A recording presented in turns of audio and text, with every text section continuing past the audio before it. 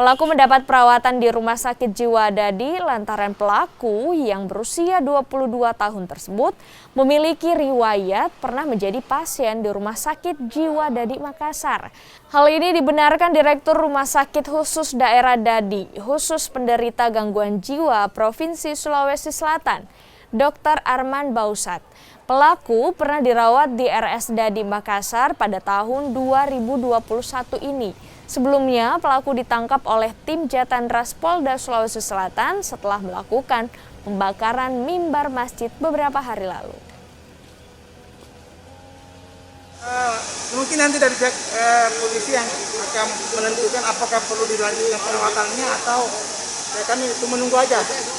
Intinya sudah dilakukan pelacakan. Iya sudah, dan sudah fix kan yang memberi jawaban kan dokternya kan, dokter ahli jiwanya. Jadi kami harus konfirmasi dulu, karena kalau tidak dikonfirmasi kan takutnya salah informasi.